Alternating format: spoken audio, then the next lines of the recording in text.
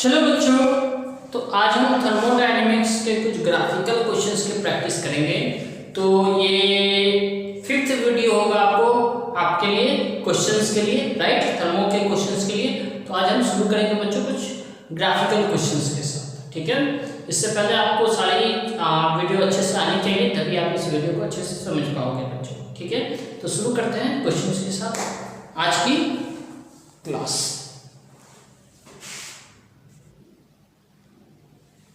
चलो बच्चों, पहला क्वेश्चन है a system goes from A to B. A system goes from A to B via two process 1 and 2 as shown in the figure. If delta U1 and delta U2 are the changes in internal energy in the process 1 and 2 respectively. इसमें क्या है बच्चों, delta U1 है internal energy का change, इसमें delta U2 है internal energy का change, है ना।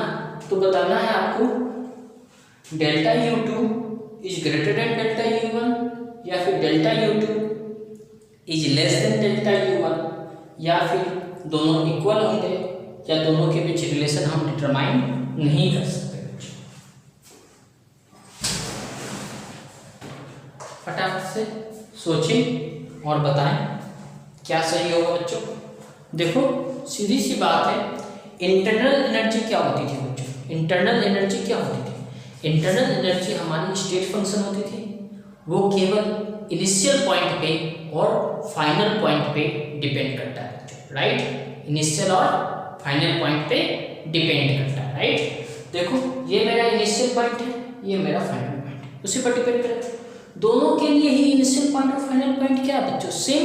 अगर दोनों के लिए ही इनिशियल पॉइंट और फाइनल पॉइंट सेम है बच्चों, तो डेल्टा यू दोनों का क्या होगा, सेम होगा बच्चों, क्योंकि ये पाथ फंक्शन तो है नहीं।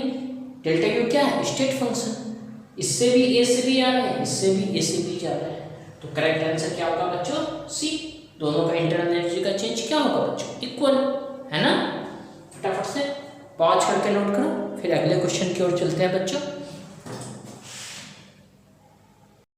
अगला क्वेश्चन है a thermodynamic system. A thermodynamic system is taken through the cycle PQRSP. PQRSP एक साइक्लिक प्रोसेस है बच्चों, है ना। थर्मोडायनेमिक साइक्लिक प्रोसेस है। The net work done by the system is, इसका नेट वर्क डन पूछा गया बच्चों। Options are 20 joule, -20 joule, 0 joule, 400 joule. फटाफट से आपको बताना है बच्चों चारों ऑप्शन में कौन सा करेक्ट है। फटाफट से सोचो और बताओ। चलो बच्चों, आप लोगों ने ट्राई कर लिया होगा, तो मैं करके बताता हूँ। देखो वर्क डन क्या होगा, work done from P to Q, right, plus work done from Q to R,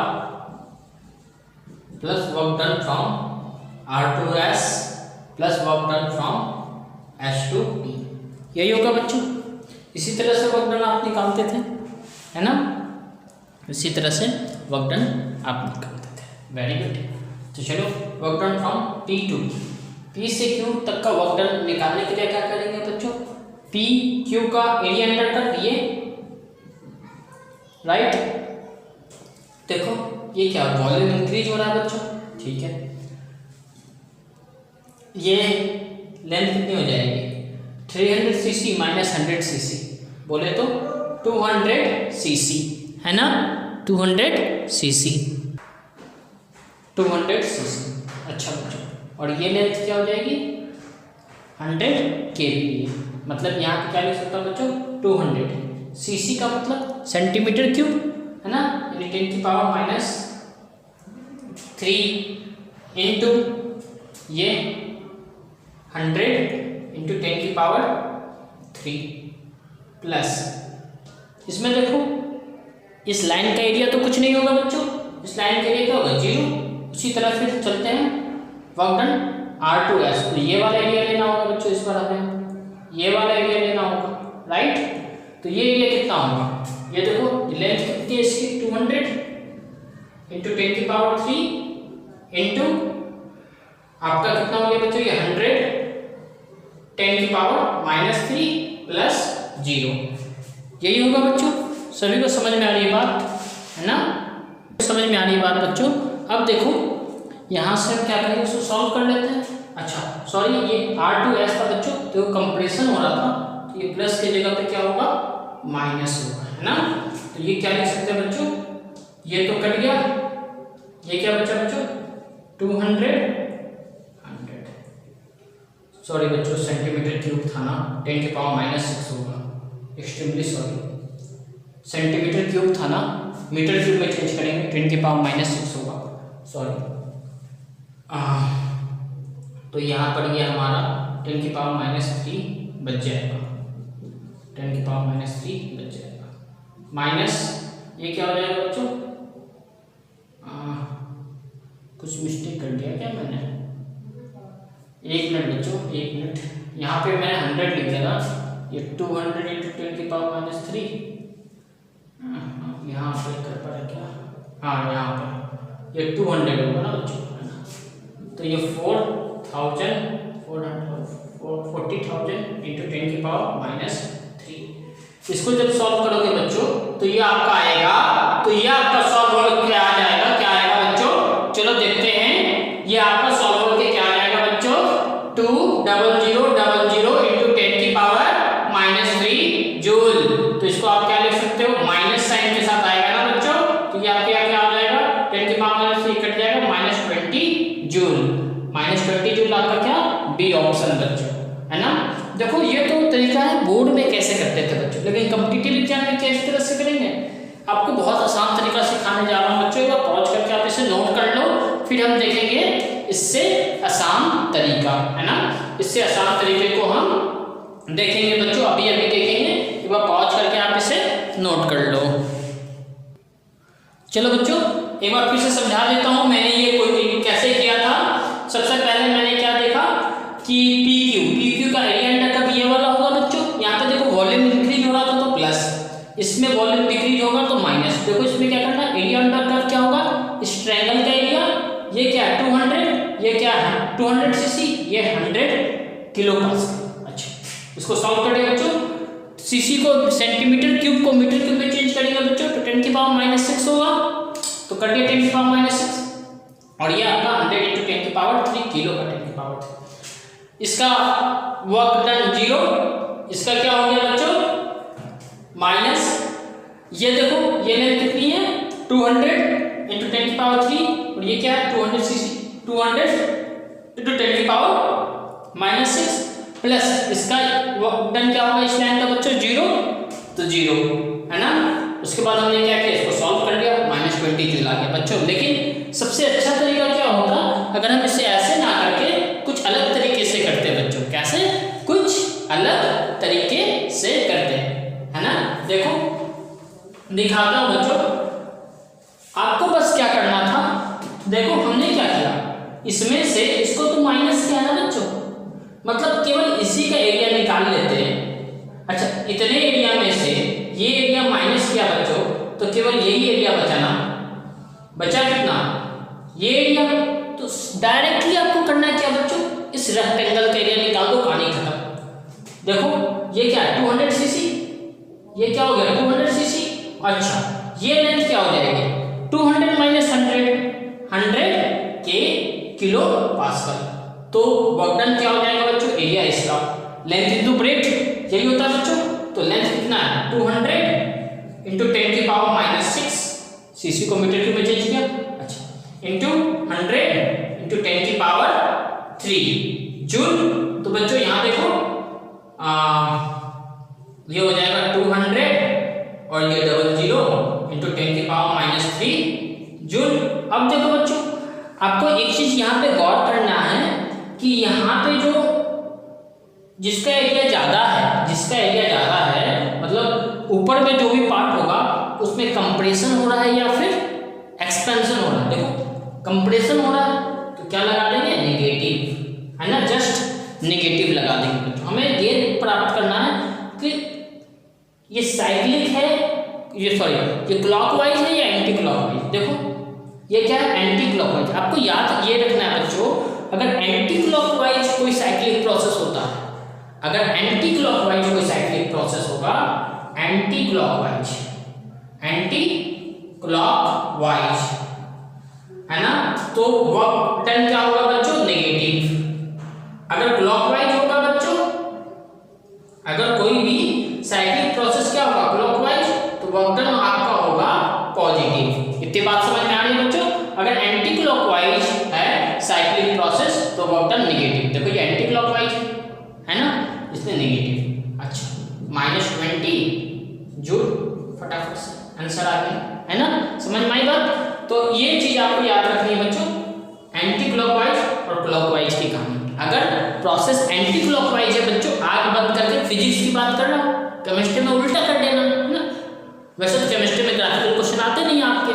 चलो, एंटी क्लॉकवाइज अगर है तो वर्क डन आपका क्या हो जाएगा, नेगेटिव, और क्लॉकवाइज है तो वर्क डन पॉजिटिव हो जाएगा बच्चों, राइट है। यहाँ पे देखो एंटी क्लॉकवाइज था नेगेटिव इसका, और जो फिगर दिया हुआ है ना बच्चों, जो भी फिगर दिया हो उसी फिगर का आपको क्या करना है, एरिया निकाल देना है, बस वर्क डन निकल गया। आई बात समझ में। चलो इस टाइप के कुछ और क्वेश्चन करते हैं, फटाफट से पॉज करके एक बार नोट कर लो आप लोग। देखो बच्चों पिछले क्वेश्चन जैसा फिर से ये क्वेश्चन है, question number 3। An ideal gas is taken around ABCA, इस तरह से लिया गया बच्चों, as shown in the above diagram, as shown in the above नहीं, below diagram, below PV diagram.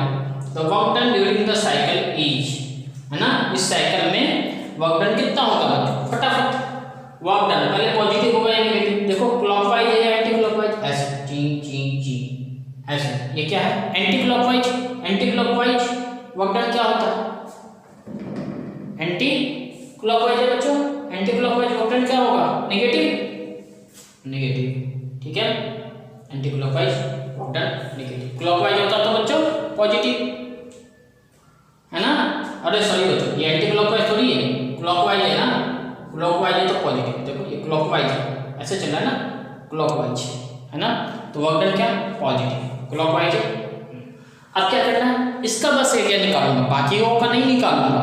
Cyclic process अच्छी बात है। देखो ये लेंथ क्या हो जाएगी, ये v है बच्चों, तो v 3v माइनस v, ये लेंथ क्या हो गई बच्चों 2v। अच्छा, ये लेंथ क्या हो जाएगी 3p माइनस p 2p। तो वर्क डन, ये ट्रायंगल है, राइट एंगल ट्रायंगल है बच्चों। राइट एंगल ट्रायंगल का एरिया कितना होता है, राइट एंगल ट्रायंगल का एरिया कितना होता है। चलो बच्चों, तो राइट एंगल ट्रायंगल का एरिया हाफ बेस, बेस क्या बच्चों 2v इंटू हाइट, हाइट क्या बच्चों 2p, 2 से 2 कैंसिल, w इक्वल टू क्या हो गया बच्चों 2pv, 2pv, option A is correct. आई बात बच्चों समझ में। इसी तरह से अब हमें 2-4 क्वेश्चन की और प्रैक्टिस करनी है, फिर हमें ये अच्छे से आ जाएगा बच्चों। क्लियर है, फटाफट पॉज करके नोट कर लो। चलो बच्चों, अगला क्वेश्चन है, in the following indicated diagram the net amount of work done will B.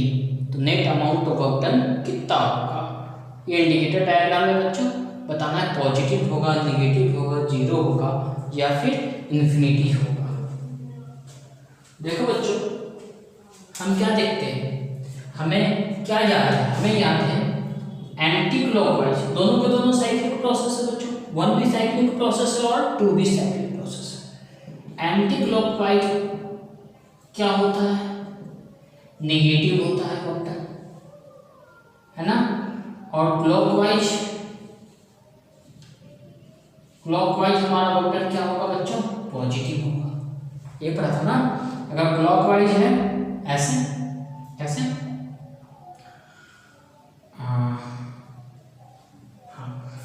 अगर क्लॉकवाइज चल रही है चीजें तो हमारा वर्क डन पॉजिटिव है, और एंटी क्लॉकवाइज चलती है चीजें तो हमारा वर्क डन नेगेटिव है। यही हमने भी थोड़ी देर पहले देखा था बच्चों, इस पर बेस्ड क्वेश्चन भी किया था हमने, राइट। ठीक है, तो बच्चों देखो दोनों, ये क्या है, ये क्लॉकवाइज है, अच्छा जी क्लॉकवाइज, ये क्या है बच्चों एंटी क्लॉकवाइज, ये एंटी क्लॉकवाइज। अब देखो बच्चों, दोनों में एरिया किस किसका बड़ा है? एरिया ऑफ एंटी क्लॉकवाइज ज्यादा है बच्चों, है ना। एरिया ऑफ, देखो ना दोनों सर्कल में से कौन सा सर्कल बड़ा है? ये वाला, तो इसका एरिया भी ज्यादा होगा। तो area of anti clockwise is greater than area of clockwise. बोलो सही बात है बच्चों। तो देखो अगर एंटी क्लॉकवाइज का एरिया ज्यादा होगा, दोनों वर्क डन कैसे निकालेंगे? इस टोटल एरिया, इसका एरिया प्लस इसका एरिया, है ना। लेकिन इसके लिए तो क्या होगा बच्चों? पॉजिटिव, इसके लिए नेगेटिव। तो नेगेटिव की एरिया अगर ज्यादा है तो वर्क डन क्या होगा बच्चों? ओवरऑल वर्क डन क्या होने वाला है? नेगेटिव, है ना, क्योंकि नेगेटिव की एरिया ज्यादा है, नेगेटिव एंटी क्लॉकवाइज वाले की एरिया ज्यादा है, इसलिए नेट वर्क डन क्या होगा बच्चों? नेगेटिव। आगे बात बच्चों समझ में? अगर ये बड़ा होता, ये छोटा होता, तो वर्क डन कैसा होता? पॉजिटिव। क्लियर बच्चों? ऐसे पप्पू से हमारे क्वेश्चन पूछे गए हैं कॉम्पिटिटिव एग्जाम में, है ना। बस कंसेप्ट आपको क्लियर रखना है बच्चों। आई बात समझ में? पॉज करें, नोट करें। चलो बच्चों अगला क्वेश्चन है, a thermodynamic system is taken from A to B along ACB and is brought back to A along BDE। चलो ACB से गया और BDA से वापस आ गया बच्चों। shown in the PV diagram, the net work done during the complete cycle is given by the area। अच्छा सबसे पहले देखो बच्चों ये क्या है? Clockwise positive. हमसे तो बस एरिया पूछा बच्चों, तो एरिया किसका? इसी का एरिया लेना है, यही सिखाया ना अभी हमने, इसी का एरिया लेना है। तो ए सी बी डी ए, देखो कहाँ ऑप्शन है? ए सी बी डी ए, इसी का एरिया। खत्म कहानी। इतना आसान क्वेश्चन, पप्पू सा क्वेश्चन, इतने आसान क्वेश्चन पूछे जाते हैं पेपर में। बताओ कंसेप्ट क्लियर है तो सब कुछ क्लियर है। आई बात समझ में? इतना बड़ा क्वेश्चन, छोटा सा कंसेप्ट, छोटा सा आंसर, क्लियर है ना। हमसे पूछा वर्क डन का एरिया क्या होगा? Work done is given by the area, ये वाला ए सी बी डी ए, ये वाला एरिया। बस खत्म कहानी। क्लियर है बच्चों? फटाफट से पॉज करके नोट करो, है ना। उसके बाद हम देखते हैं, बहुत सारे बच्चे तो कैसे करते हैं, पहले बोलते हैं area of A C B minus area of B D A is equal to area of A C. Direct अब तुम्हें पता है बच्चों, है ना, डायरेक्ट पता है। चलो पॉज करके नोट करो। चलो बच्चों अगला क्वेश्चन है, the PV diagram shows 7 curve parts, 1 2 3 4 5 6 7 curved paths, है ना, connected by vertical paths, okay, that can be followed by a gas, okay, ये सारे पाथ गैस के द्वारा फॉलो किए जाते हैं।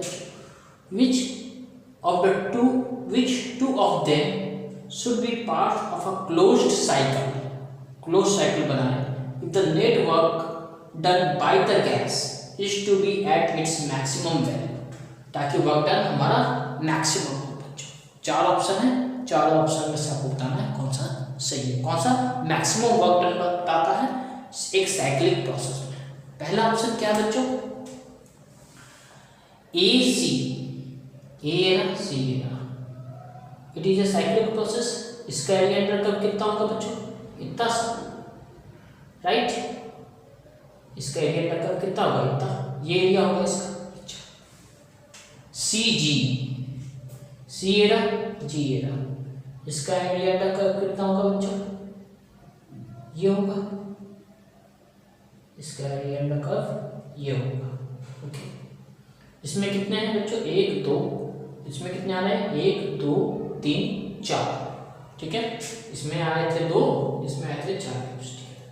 ए एफ, ए ये रहा बच्चों, एफ का यहाँ, इसका एरिया अंडर कर्व क्या होगा बच्चों? ये होगा 1 2 3 4 5, इसमें कितने हैं टोटल? डिविजन 5 है। अच्छा सी डी तो इतना छोटा सा एरिया होगा बच्चों, एक। तो सबसे ज़्यादा एरिया हमें किस में देखने को मिला बच्चों? सबसे ज़्यादा कौन सा साइक्लिक प्रोसेस में? देखो AF में। AF का एरिया क्या है? सबसे बड़ा बच्चों, देखो यहाँ से लेके यहाँ तक, राइट। तो AF का एरिया सबसे बड़ा है। जिसका एरिया सबसे ज़्यादा उसका वर्क डन भी ज़्यादा, क्योंकि वर्क डन क्या होता है? Area under PV curve. तो वर्क डन किसका ज़्यादा होगा? जिसका एरिया ज़्यादा, यानी AF। आ रही बात समझ में बच्चों? क्लियर है ना? बहुत ही आसान क्वेश्चन पूछे जाते हैं पेपर में, और इससे आसान क्वेश्चन तो मेरे को नहीं लगता कोई और क्वेश्चन हो सकता था बच्चों। आ रही बात समझ में? बस आपको देखना था इसमें कि एरिया किसका ज़्यादा है। जिसका एरिया ज़्यादा उसका वर्क, तो वो मैक्सिमम वैल्यू होगी वर्क डन की, राइट है? क्लियर बच्चों? फटाफट से पॉज करके नोट कर लो। अच्छा बच्चों, अगर ऐसा होता, 1 मिनट, एक क्वेश्चन मेरे दिमाग में आ रहा है बच्चों। अगर मान लो इसी क्वेश्चन में अगर आपको ऑप्शन होता E होता एक AG, तो आप बोलते सबसे ज़्यादा एरिया इसका। अबे गधो, ये AG अगर बोलते ना तो ये साइक्लिक प्रोसेस ही नहीं होता है। देखो ये भी इधर और ये भी इधर, ये ऐसा होना चाहिए ना, टिक टिक टिक। हमारी बात समझ में? तो ये चीज ध्यान रखना, साइक्लिक प्रोसेस के लिए पूछा तो साइक्लिक प्रोसेस भी साइक्लिक होना चाहिए, ठीक है? समझ में आई बात? फटाफट पॉज करके नोट कर लो, फिर देखते हैं आगे हम। चलो बच्चों, अगला क्वेश्चन है, an ideal gas of mass m, an ideal gas of mass m in state A goes to another state B, A से B पे जाता है बच्चों भाया 3 different process, 3 different process, 1 2 and 3, है ना? ऐसा लिख पाएगा। If Q1, Q2 and Q3 denotes the heat absorbed by the gas along the 3 parts, that आपको सॉरी एक ऑप्शन छूट गया, आपको बताना चारों ऑप्शन में से क्या करेक्ट होगा। फटाफट से सोचें और बताएं बच्चे। देखो A से B जाने में जो हमारा इंटरनल एनर्जी होगा बच्चों, क्या सेम होगा?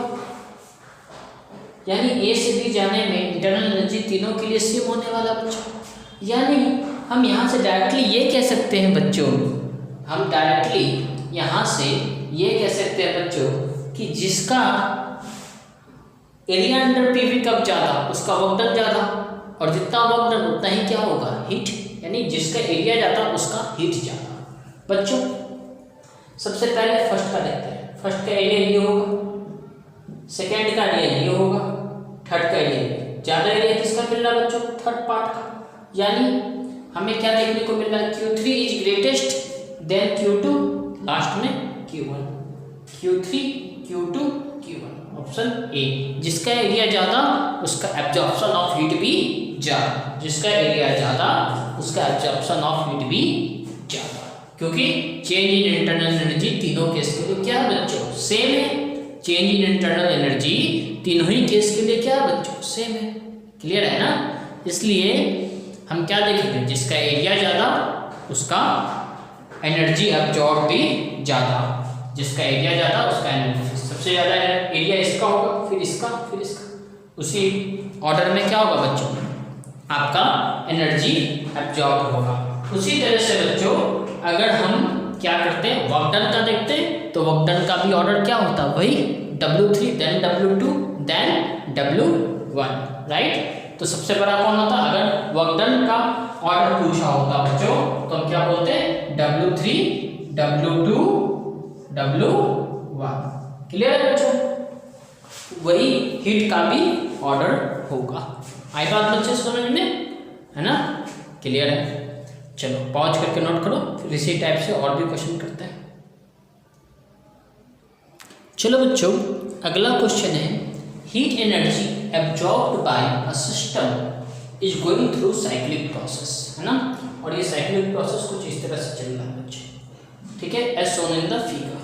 तो पूछा है हीट एनर्जी कितनी एब्जॉर्ब करा है बच्चों? साइक्लिक प्रोसेस के लिए क्या होता है? डेल्टा U इक्वल टू 0, और हम जानते हैं delta U is equal to Q minus W, है ना। तो बच्चों 0 is equal to Q minus W, तो Q इक्वल टू क्या हो जाएगा W, यानी जितना वर्क डन होगा बच्चों उतना ही हीट एब्जॉर्ब होगा। ठीक पिछले क्वेश्चन के जैसे है बच्चों, है ना, ठीक पिछले ही क्वेश्चन के जैसे।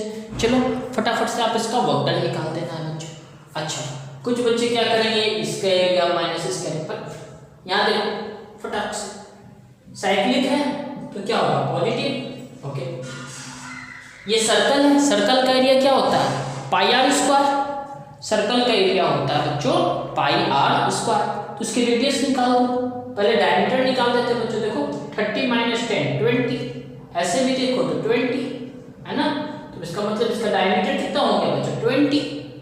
तो एरिया क्या हो जाएगा पाई आर, आर की वैल्यू 20/2 का स्क्वायर। बोलो बच्चों सही है। तो ये क्या होगा 2 10 जा 10 की power 2 pi joule, option C. How easy वाला क्वेश्चन है ना। इसी तरह के आसान आसान क्वेश्चन हमारे पेपर में पूछे जाते हैं बच्चों, और आप डर जाते हो। डरना नहीं है, क्वेश्चन बहुत आसान होते हैं, और खास करके ग्राफिकल क्वेश्चन तो और भी ज़्यादा आसान होते हैं बच्चों, है ना। फटाफट से पॉज करो और नोट करो। चलो बच्चों एक और 2 क्वेश्चन देखते हैं। In the diagrams 1 to 4, 1 2 3 4, in the diagrams 1 to 4 variation of volume with changing pressure, volume with changing pressure. अच्छा वॉल्यूम बीपी ग्राफ दे रखा है बच्चों। A gas is taken along A B C D, A B C D A. अच्छा the change in internal energy of the gas will be, तो पूछा है internal energy of the gas क्या होगा, चेंज इन इंटरनल एनर्जी। देखो बच्चों ए से चला था वापस ए पे पहुंच गया, साइक्लिक प्रोसेस। ए से चला था वापस ए पे पहुंच गया, साइक्लिक प्रोसेस। ए से चला था वापस ए पे पहुंच गया, साइक्लिक प्रोसेस। ए से चला था ए पे पहुंच गया, साइक्लिक प्रोसेस। और हमने तो पढ़ा है बच्चों साइक्लिक प्रोसेस में चेंज इन इंटरनल एनर्जी क्या होता है बच्चों 0। तो चारों केसेस में क्या होगा 0, पक्कू ऑप्शन 0 इन ऑल केसेस, है ना। कितना आसान क्वेश्चन है बच्चों, सोच के देखो जरा, आपका कॉम्पिटिटिव एग्जाम कितना आसान होता है। फटाफट से पॉज करो और नोट करो।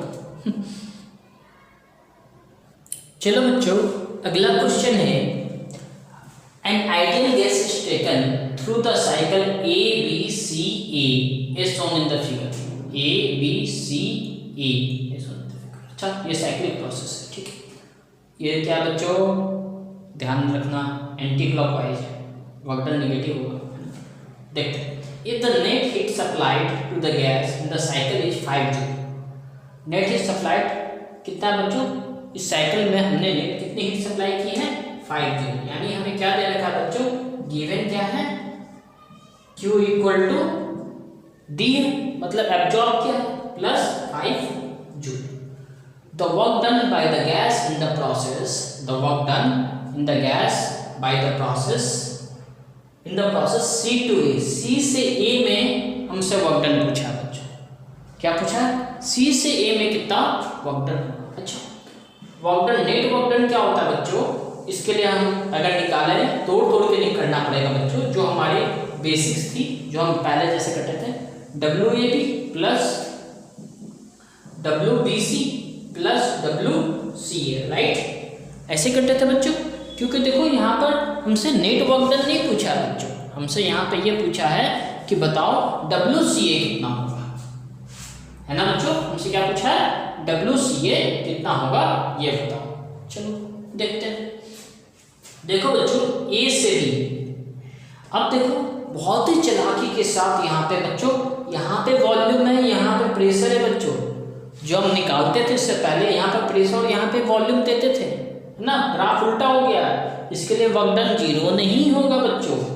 अब एरिया अंडर कर्व कैसे निकालेंगे, ऐसे ये एरिया अंडर कर्व निकलेगा बच्चों ये वाला, क्योंकि वॉल्यूम का ग्राफ ये है। देखो वॉल्यूम इंक्रीज हो रही है, वॉल्यूम कांस्टेंट होता था तो वर्क डन 0 होता था, लेकिन यहाँ वॉल्यूम कांस्टेंट नहीं है ना बच्चों। देखो वॉल्यूम क्या हो रही है इंक्रीज, मतलब पॉजिटिव है वर्क डन, राइट है बच्चों। है ना, वर्क डन क्या हो रही है, इंक्रीज, मतलब पॉजिटिव है हमारा वर्क डन। अच्छा ये क्या है, रेक्टेंगल, यहाँ से यहाँ तक 10 और ये 1 है ना, यानी 10 इंटू 1। ये देखो ना, ये लेंथ कितनी हो गई, ये 10 दे रखा है 10 न्यूटन पर मीटर स्क्वायर, तो ये 10 और ये 2 माइनस 1, ये लेंथ कितनी हो जाएगी 1। इस रेक्टेंगल का एरिया निकाल लिया आप, ठीक है। अब चलो प्लस WBC। अब देखो BC के लिए हमारा वर्क डन क्या हो जाने वाला है बच्चों, ध्यान से देखो, BC वॉल्यूम क्या है, कांस्टेंट, वॉल्यूम इंक्रीज या डिक्रीज नहीं हो रहा, इसके लिए वर्क डन 0 होगा। बहुत बेहतरीन है ना, देख लो इसमें वर्क डन है, इसमें वर्क डन नहीं है, क्योंकि ग्राफ ही पलट गया बच्चों, यहाँ पे V है, P यहाँ पे है, इस बार ध्यान दो है ना, प्लस WC तो हम निकाल लेंगे, तो वर्क डन क्या हो गया बच्चों 10 plus WC, net work done क्या हो गया 10 प्लस WC। अच्छा कुछ बच्चे बोल रहे होंगे कि half into base into height से निकाल दो ना, अबे गधो, चलो ये तो तुम्हें पता है, ये पता है ये वाली वैल्यू दे रखी है क्या, ये वाली वैल्यू दे रखी है क्या, नहीं दे रखी है ना, तो half into base into height से कैसे निकालते हैं नेट वर्क डन, है ना। अगर ये वाली वैल्यू दे देता तो हम क्या करते, half into base into height से नेट वर्क डन निकाल देते, यहाँ से WC आ जाता, लेकिन नहीं, हमें गिवन नहीं है। तो अब हम यहाँ पे क्या कर सकते हैं बच्चों, देखो यहाँ पे हम क्या करेंगे, प्लॉट लगाएंगे, FLOT, first law of thermodynamics, first law of thermodynamics लगाएंगे बच्चों। फर्स्ट लॉ ऑफ थर्मोडायनेमिक्स क्या कहता था, delta U is equal to Q minus W, बोलो बच्चों यही कहता है फर्स्ट लॉ ऑफ थर्मोडायनेमिक्स, ठीक है। अच्छा प्रोसेस कैसा है बच्चों, साइक्लिक, प्रोसेस साइक्लिक है, तो ये 0, change in internal energy 0, this is equal to Q minus W, W equal to क्या हो जाएगा Q, क्या Q इक्वल टू क्या हो जाएगा W, बोलो Q इक्वल टू हो जाएगा बच्चों W, आगे बात समझ में। तो बच्चों यहाँ पे देखो, यहाँ पे कर रहा हूँ मैं इसे, है ना,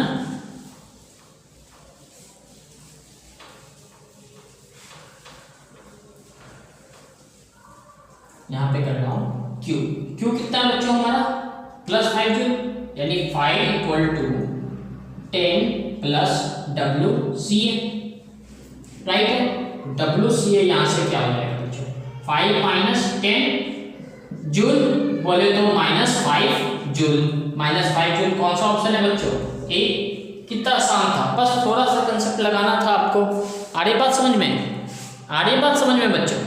देखो मैंने क्या किया, पहले हमें गिवन था वो लिख लिया, उसके बाद मेरे से WCA पूछा था इस साइक्लिक प्रोसेस में, तो मैंने इसे ऐसे, जो ये कंसेप्ट तो मेरे को पहले से आता था बच्चों, तो इसको मैंने इस तरह से तोड़ दिया, इसके WAB एरिया अंडर कप निकाल दिया, है ना, V के अलोंग एरिया निकालते हैं, हमेशा रखना, याद रखना क्या, V के अलोंग एरिया निकालते हैं ना, V यहाँ पे था इसलिए इसका एरिया निकला, ये भी ऐसे नहीं आएगा, ये लाइन हो गई, इसका एरिया 0, इसका एरिया 0, WCA निकाला तो WCA को एज इट इज रहने दिया, फिर हमने क्या लगा दिया फर्स्ट लॉ ऑफ थर्मोडायनेमिक्स, वहाँ से तुरंत ही मेरा आ गया, आने बात समझ में, बहुत ही आसान क्वेश्चन था बच्चों, आई होप सबको क्लियर होगा, ये क्लियर है ना सभी को। चलो फिर इससे और अच्छे क्वेश्चन देखते हैं थोड़े अब। चलो बच्चों अगला क्वेश्चन है 4 कर्व्स, है ना, 4 curves A B C and D, A B C and D are drawn in the adjoining figure, है ना, okay, for a given amount of gas, the curve which represent adiabatic and isothermal changes। बच्चों देखो ये क्या हो रहा है, expand हो रहा है, ये भी एक्सपेंड हो रहा है, ये भी देखो सारे एरो एक ही साइड में है ना, ओके अच्छी बात है। तो पूछा है इसमें से एडियाबेटिक और आइसोथर्मल चेंज कौन कौन दिखाता है, राइट, यही पूछा गया बच्चों हमसे, एडियाबेटिक एंड आइसोथर्मल, ठीक बात है बच्चों, एडियाबेटिक एंड आइसोथर्मल। देखते हैं फटाफट से कौन सा ऑप्शन करेक्ट है। देखो हमने पढ़ा है बच्चों एक्सपेंशन में क्या होता है, जो हमारा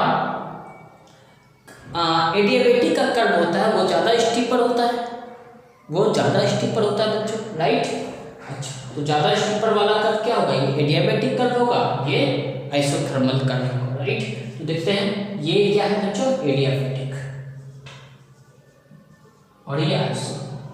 उनसे पूछा क्या है, एडिया देन आइसो, क्या ए बी किसी ऑप्शन में है, A and B respectively, B option.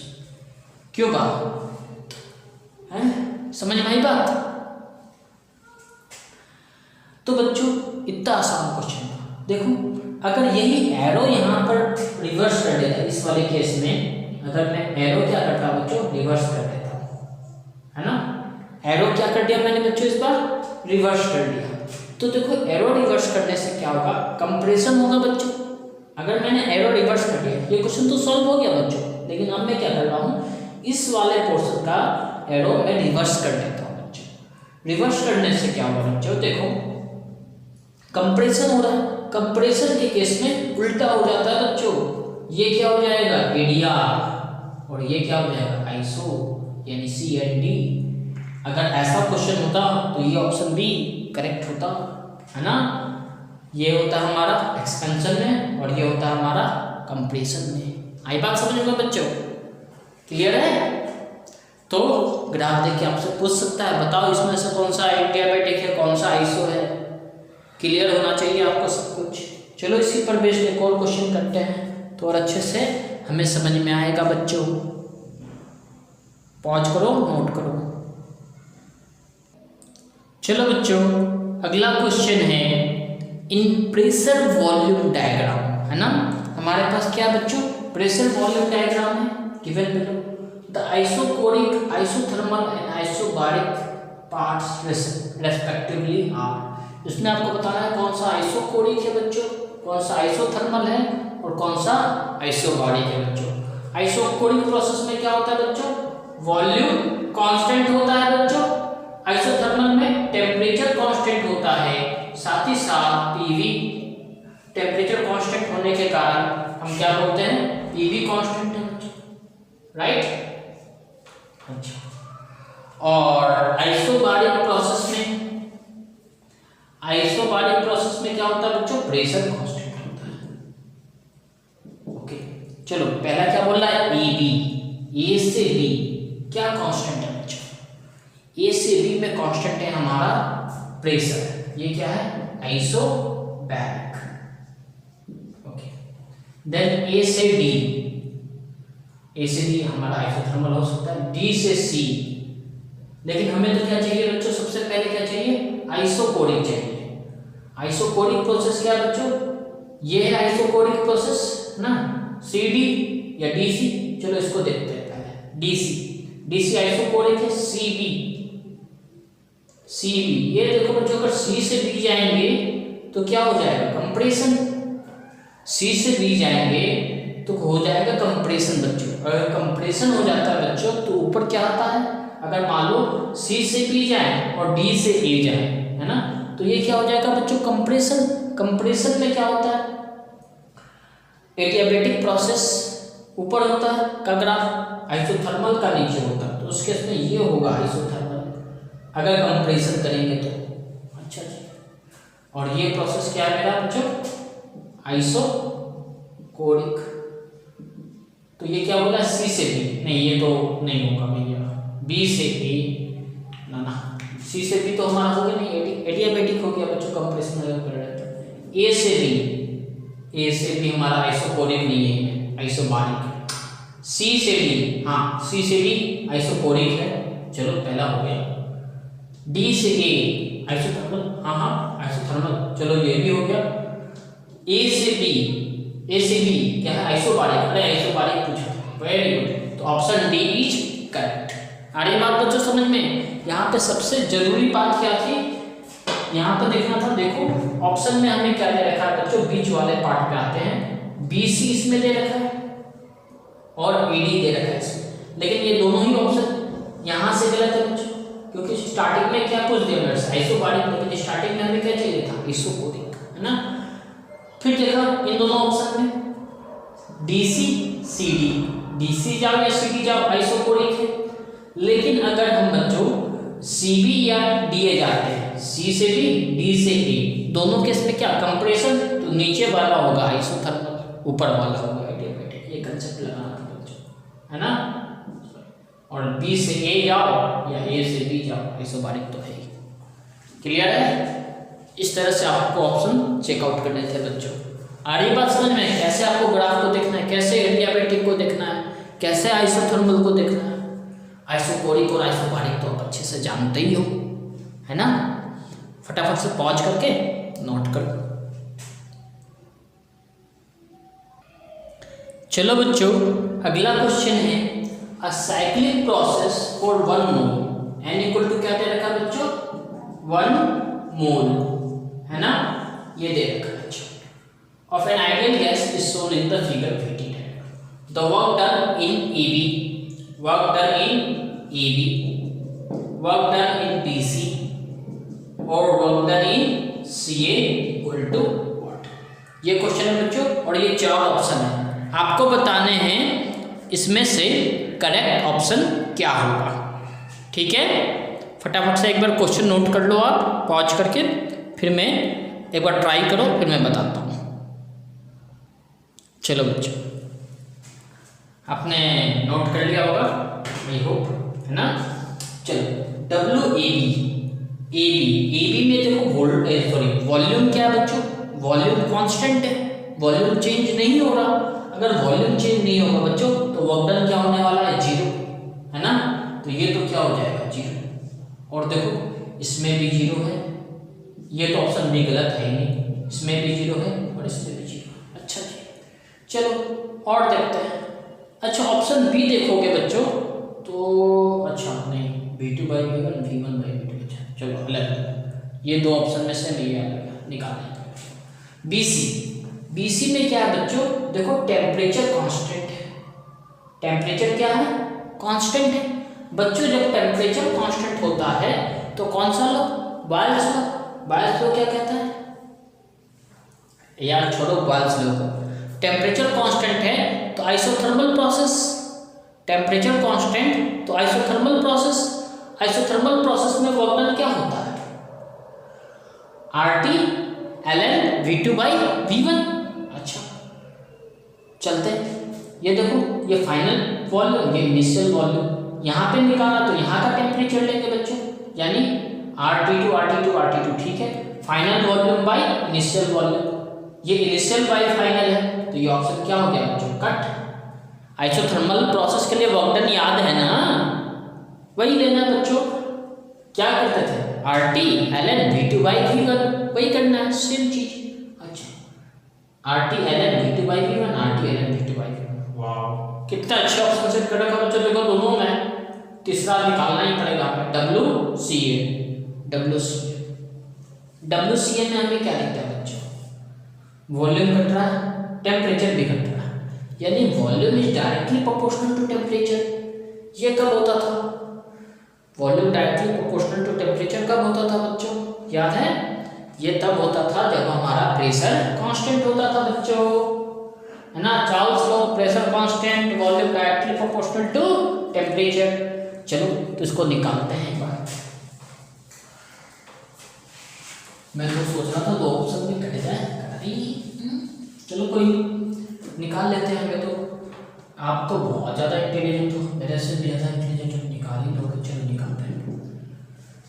C से A आ रहा है, वॉल्यूम घट रहा है, बोलो बच्चों वॉल्यूम डिक्रीज हो रहा है, माइनस P है ना, delta V2 minus V1, delta V लिख देता हूँ। अच्छा बच्चों, लेकिन हमें ऑप्शन किस में दे रखा है बच्चों, R में, P में तो ऑप्शन है नहीं। तो मैं क्या करता हूँ, P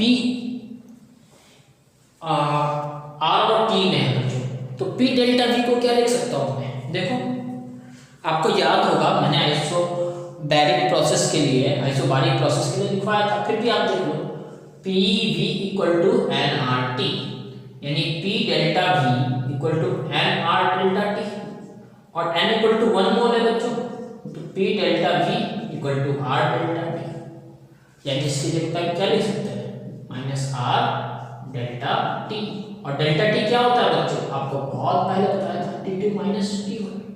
अच्छा, ये कंप्रेशन हो रहा है बच्चों, है ना, तो WCA क्या हो जाएगा, यही क्लियर है, WCA यही होगा बच्चों, माइनस साइन सोच कंप्रेशन। अगर मैग्नीट्यूड की बात करो WCA की, तो वो क्या हो जाएगा R T2 minus T। Clear है बच्चों, है ना। तो कौन सा ऑप्शन करेक्ट होगा, फटाफट देख के बताओ।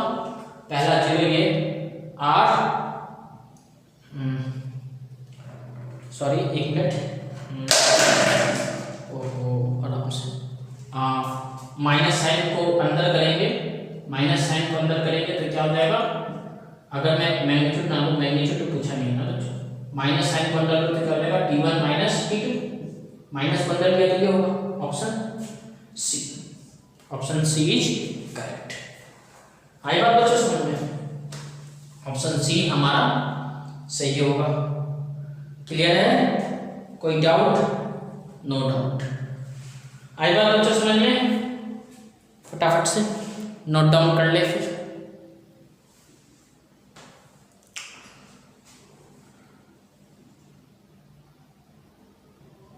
चलो बच्चों, अगला क्वेश्चन है ये हमारे पास,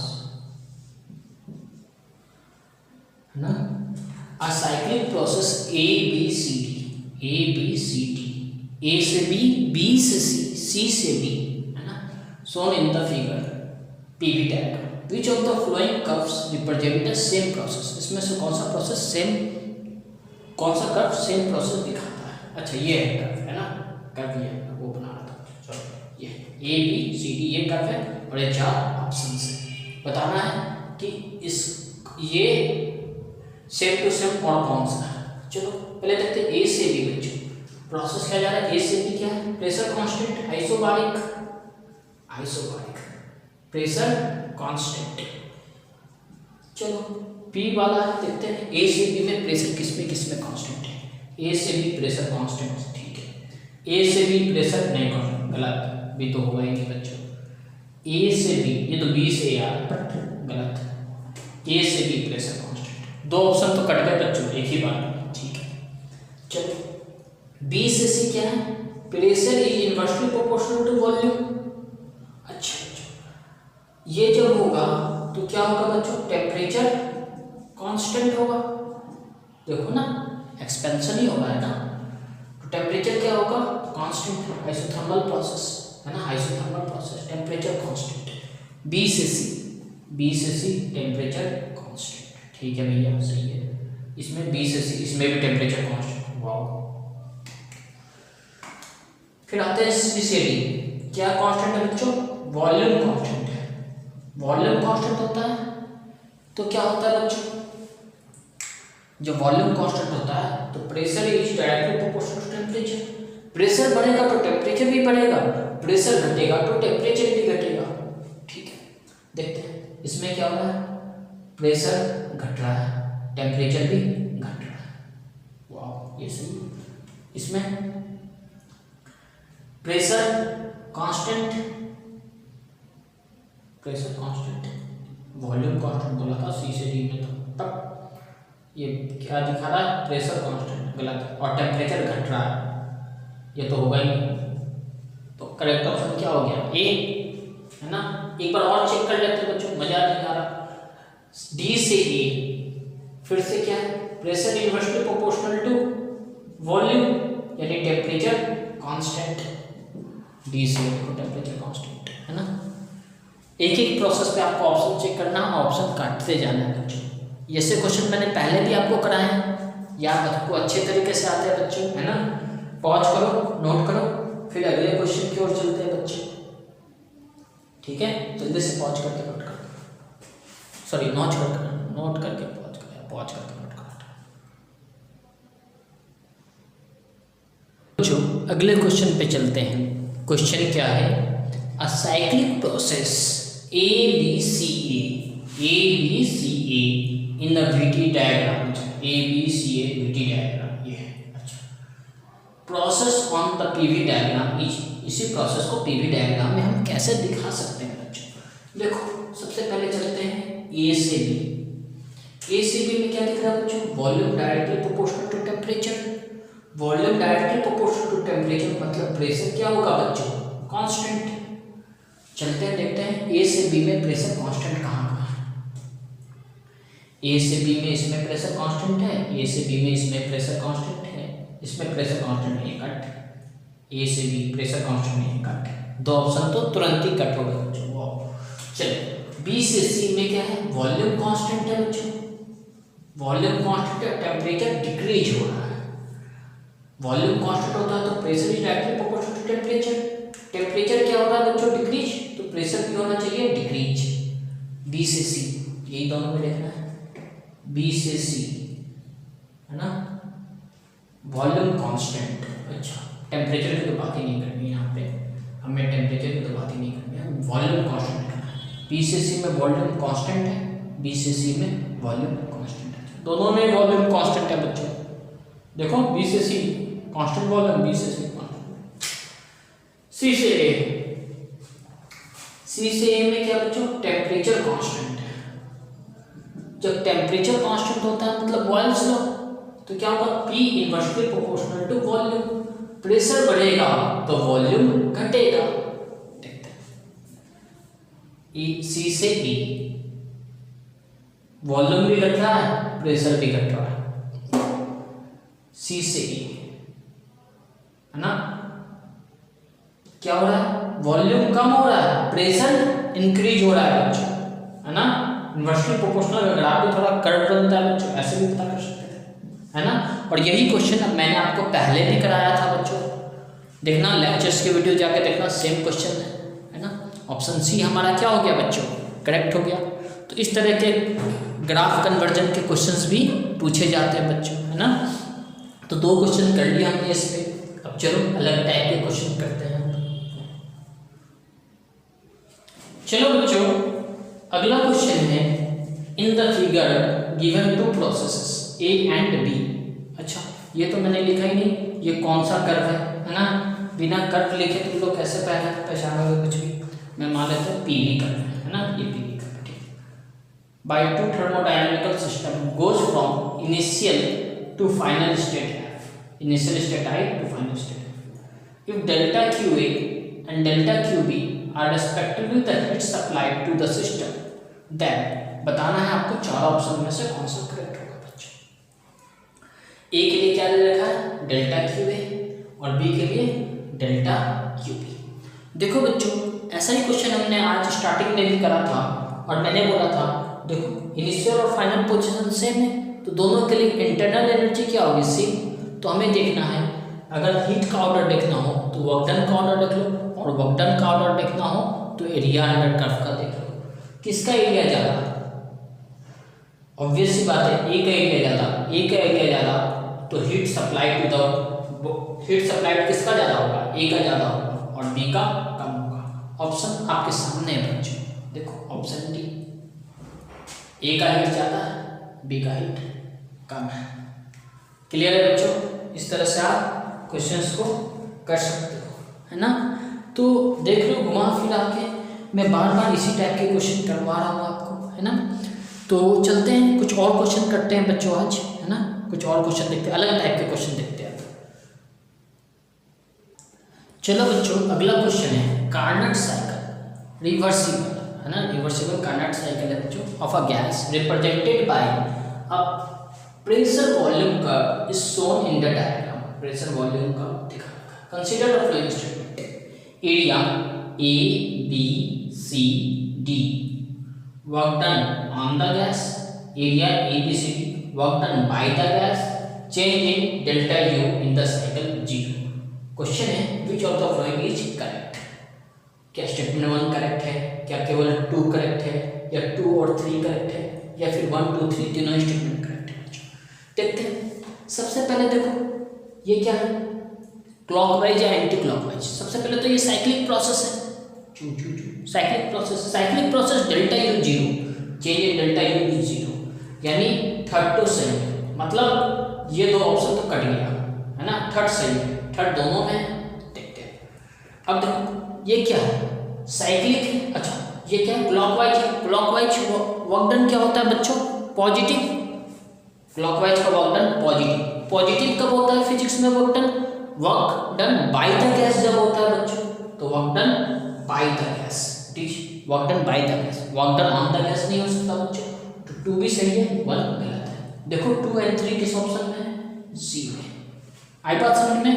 तो इस तरह से भी आपसे क्वेश्चन पूछे गए हैं बच्चों और पूछे जाएंगे, है ना, कंसेप्ट को बहुत अच्छे से क्लियर रखें, ठीक बात है बच्चों।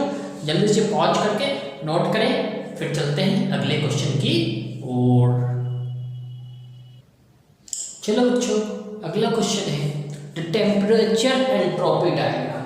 टेम्परेचर एंट्रोपी डायग्राम दे रखा है बच्चों of a reversible engine cycle is given in the figure, its efficiency is.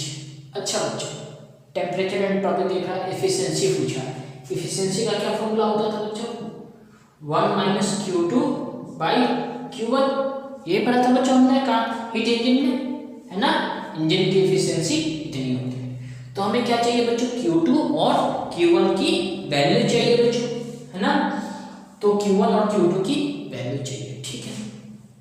अच्छा इसमें मैंने एक चीज नहीं करा बच्चों, ये प्रोसेस कैसे चल रहा है इसमें,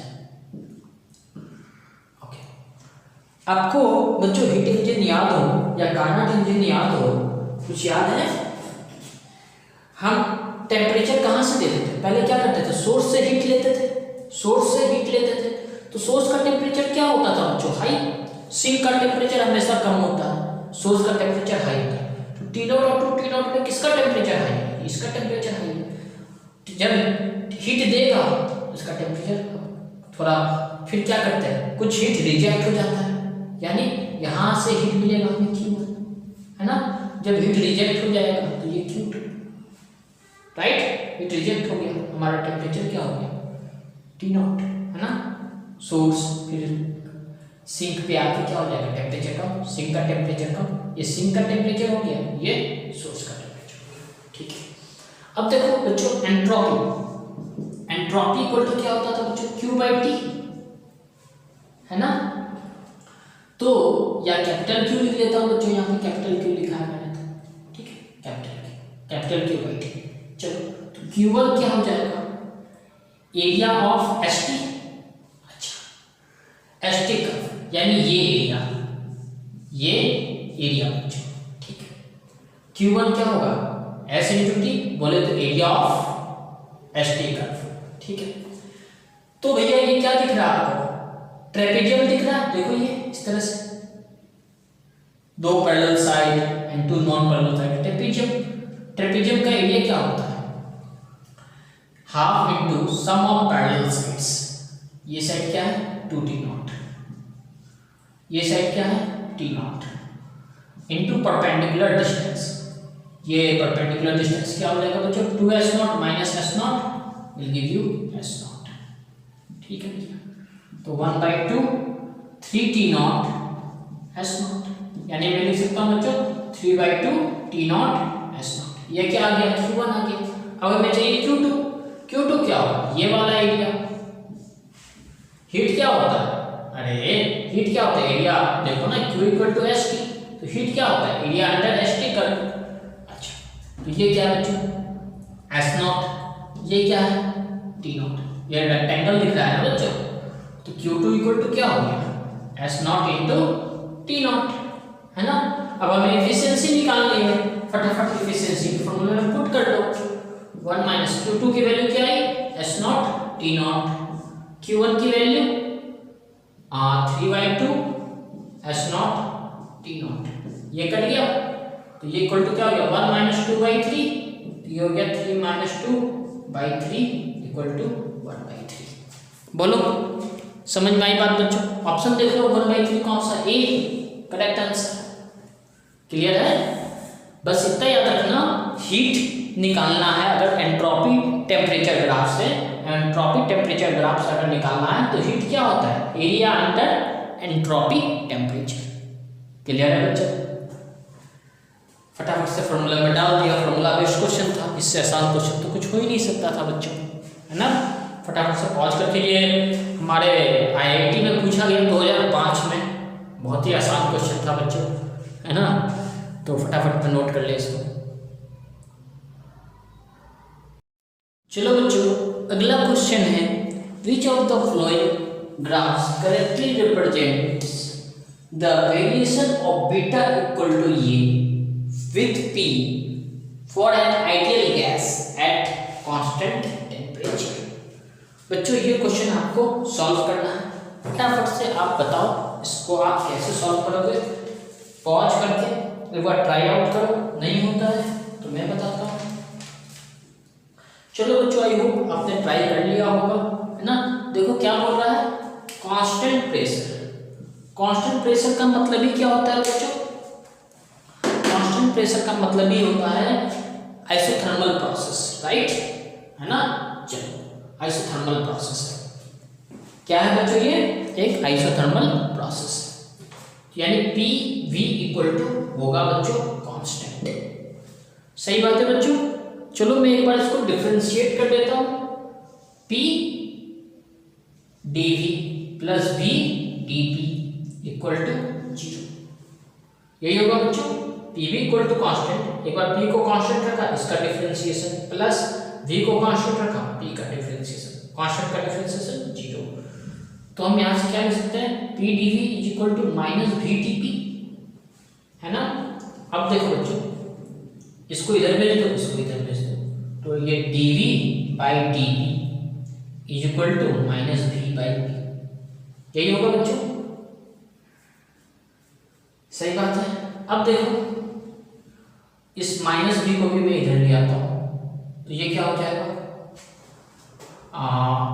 dV by dP by V minus is equal to 1 by P।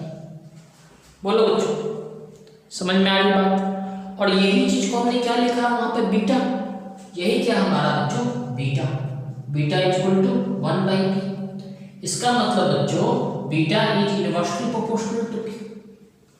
ये तो भैया क्या बीटा है अकॉर्डिंग टू क्वेश्चन, है ना। और beta equal to 1 by P, यानी बीटा और P के बीच में रिलेशन क्या है, इनवर्सली प्रोपोर्शनल का। और जब भी इनवर्सली प्रोपोर्शनल होता है बच्चों, ग्राफ कैसा होता है, रेक्टेंगुलर हाइपरबोला, है ना, ऐसा।